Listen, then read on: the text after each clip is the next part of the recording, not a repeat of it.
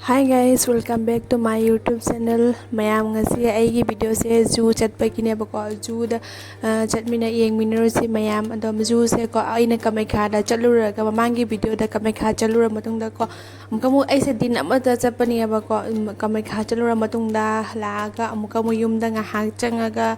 adagaygi akhoi amkamu zoo gi ne thoe zoo dagi thoga amkamu ampham da mu shopping tawbagi chatle adamaina nong ta koi akhoi se nong da mane nong da koi se yam phasan akhoi yim koi leire no adu nong mo dum di phasan dum koi na leira sani hum da mayam ai na kadai kadai chale kai da koi chale hai da mayam da ai yeng han mi na ke mayam ai se ko zoo da chapa se ko ai se zoo se ai se ko hati da leirak pade ki ko zoo ai sung cha chatte ba kai gi no khang de ai su dum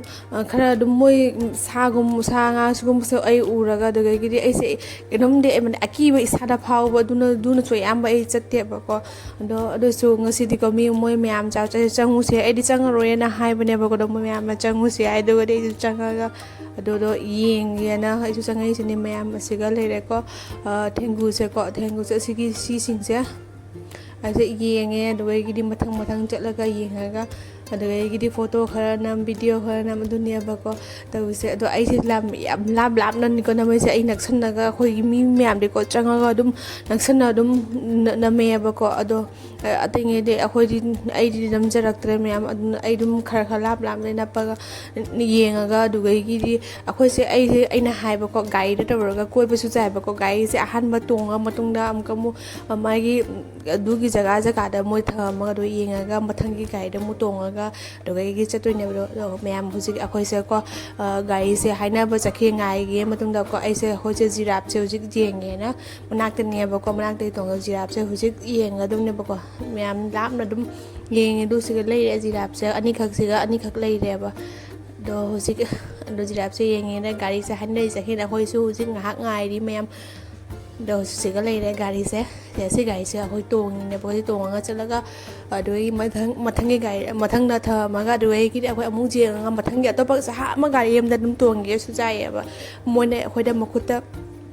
ken khoi ki nap na gi dum pi ba ko adugi udpot to ulaga dum akhoi sa to pa da dum yeng ba ya ba ado mayam yeng min ra si me da khoi si ga lai re akhoi mayam je ngo ni ne ani si ga de sonda thoi bi lai re adaga akhoi suna bai akhoi mayam to na yeng ba chali ne mayam ni ne maning ne yam harau na tong ni ai ngan am na se ko kai se tong ni ba ko ado si ga lai re mayam mayam ai video se mathang dum yeng min se mayam ai husi ko wa se jam lai ngang ja ro ke aduna mayam na ai video se pam be ram bata di like and share subscribe ta bu mo ma da husi akhoi se ju se yeng lo ra ga mathang da di ko akhoi dum city seller na hak chang ra ga do ge dum yum da hala ga dong ne ba ko aduna dum khara dum video se ai khara na ko video se dum ha pa ga dum yeng han jaram ba ge